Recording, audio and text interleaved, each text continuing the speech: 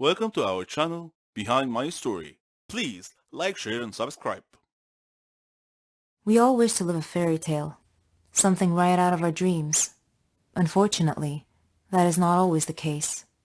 Some stories are better left in the dark where they belong, never to be trampled upon, never to be heard. Mine was such a story. My name is Amanda. I'm 19. I live with my father and three sisters in the basement. Yes, you heard me. The basement. To protect ourselves from the alien invaders. I'm not crazy. It's true. And the weirdest part is yet to come. My dad used to work at a science research center, and for some unknown reason they kicked him out. Now he runs a small library. Well, he did.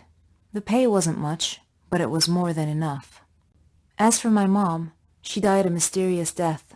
She was late coming home from work one day, and when Dad got home, we told him that she hadn't arrived. He called the police. They searched everywhere for her. Then they finally found her body in the river. It was too late by then. The culprit was unknown. There were no clues, no traces of anything. That day, Dad gathered us round to tell us a secret. He told us that the aliens had killed our mother. We were young then. We didn't quite get what he was saying. But we knew that Dad wouldn't tell a lie. He also showed us a paper with strange writing. Nothing like anything we've ever seen before. He told us that the paper said that the aliens would invade the Earth within days. We were shocked, not knowing what we were supposed to do. We started crying. So Dad decided that we were to live in the basement of the house until the invasion is over. The next day he went out, and when he came back, he had all sorts of food and drink. He locked all the doors and windows. He moved all the electric appliances to the basement. We weren't even allowed to watch TV or any contact with the outside world. And we started living in the basement. One of my sisters was sick, but because we weren't allowed to deal with the outside world, she died. The days passed, one after another. We were completely isolated. Whenever we ran out of food, Dad would leave to get us more, at the risk of his own life, of course. He would always lock us in the basement while he was gone. One of those days, Dad had gone to get us food, but when he got back, he was crying. He said that the aliens invaded the Earth, that the human race was going extinct, that we were among the very few that still remained on the planet. After that, Dad's behavior got weirder.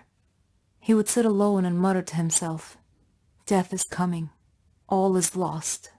And time passed infinitely. It felt like years in that basement. One day, Dad came back from his trip.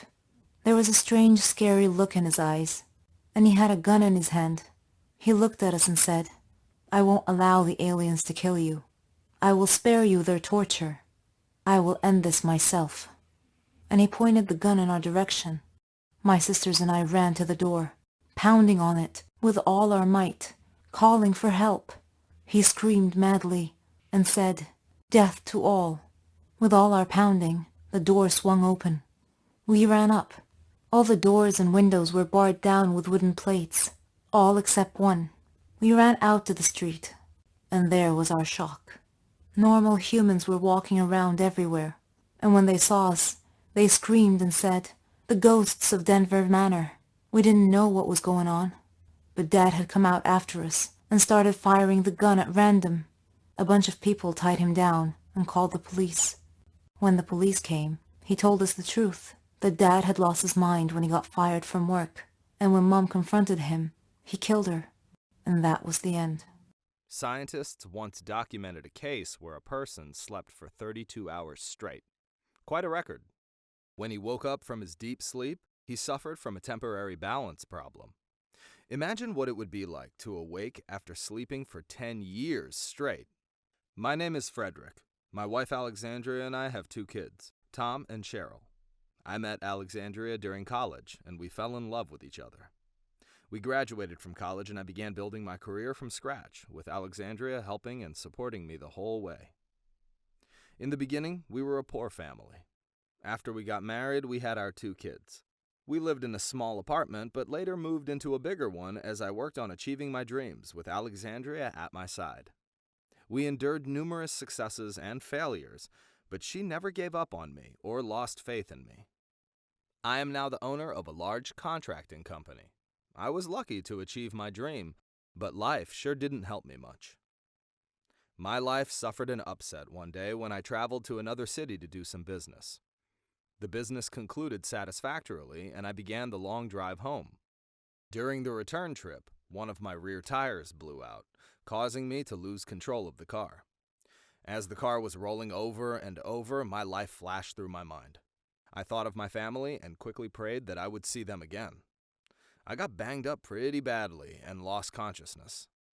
I had interminable slow-motion dreams about my life, including reliving the scene when Alexandria and I first met. I felt as if I were slowly sinking deeper and deeper into the bottomless, darkening ocean depths. It felt as if someone was tugging at me and trying to pull me upwards towards the surface. I could hear voices, but couldn't tell where they were coming from. Suddenly, I opened my eyes and heard a repetitive beeping noise. It was coming from the oscilloscope next to my bed. It was my heartbeat, apparently. I found it rather annoying. Then a nurse flitted to my bedside, saying, "He's awake! He's awake!" Then she rushed off and came back with a doctor in tow. She seemed happy to see me awake. What was the big deal about waking up? The doctor did the usual general health checks of my eyes, lungs, heartbeat, pulse, blood pressure, ears, and throat. Then he asked the nurse to call my family. When Alexandria, Tom, and Cheryl walked into the room, my jaw dropped in shock. They looked like they had aged about 10 years. In response to my query about what the heck was going on, the doctor proceeded to tell me that I had been in a coma for 10 years, that the hospital wanted to take me off life support and let me pass on, and that Alexandria had staunchly refused to give up hope for my eventual recovery. My mind couldn't really accept the reality that I had actually been asleep for 10 years, but all doubts vanished when I left the hospital and stepped into the outside world.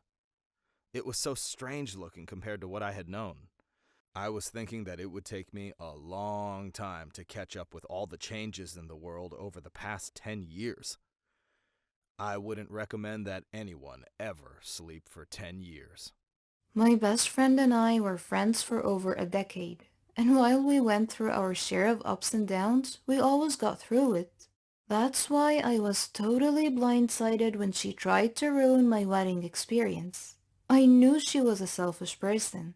She's the type of person that wants the attention on her all the time, no matter what. I didn't mind that everything was always about her because it never affected me directly and I didn't care about getting attention myself.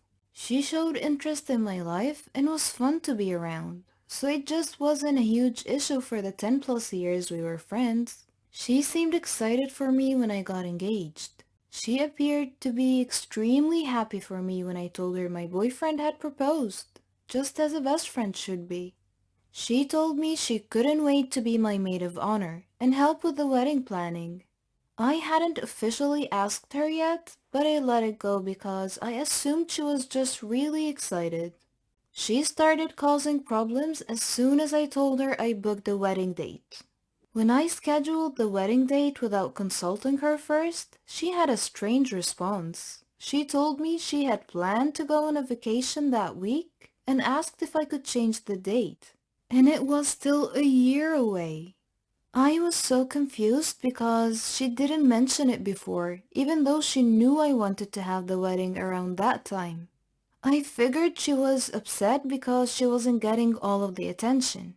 I even asked her about it, but she insisted she just had her heart set on a vacation that week and that was the only reason. We eventually worked it out, but I was still baffled. She made the other bridesmaids' lives a living hell. The problems didn't end there. She wouldn't work with the other bridesmaids on any of the planning, and was constantly fighting with them. She wanted to do everything her way and wanted to be the one to make the final decisions because she said it was her right as maid of honor. All I wanted was for the planning to be fun, and she was totally ruining the experience for me and the other bridesmaids. She fought me every step of the way. For example, when we picked out the bridesmaids' dresses, she complained about how it looked on her even though I did my best to choose a flattering style. She eventually agreed, but after we ordered the dresses, she called me to say she couldn't afford it. It wasn't a dress that broke the bank at all, and I knew she had plenty of money, but I helped her and the other bridesmaids pay for their dresses anyway, just because I wanted to avoid more drama. She eventually said she didn't want to be in the bridal party anymore, and then got mad when I didn't beg her to come back. While planning the bridal shower, the fighting with the other bridesmaids finally reached a boiling point. She called me crying, saying that she couldn't get along with them and she didn't want to be in the wedding anymore. I asked if she was sure about her decision. She said yes, and I thought that was the end of it.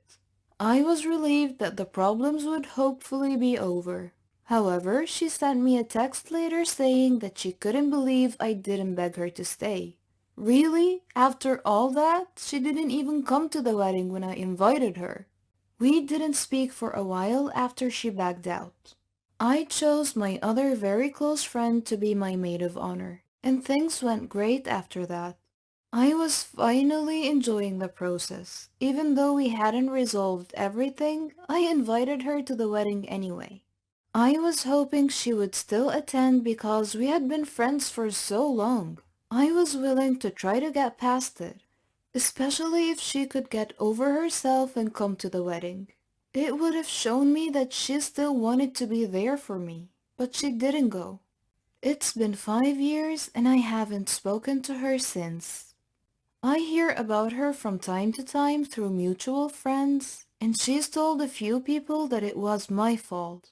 I'm guessing she tells everyone that I was the one being selfish, but I know the truth. The fact that she can't even admit she did anything wrong just reinforces that I made the right decision by parting ways with her.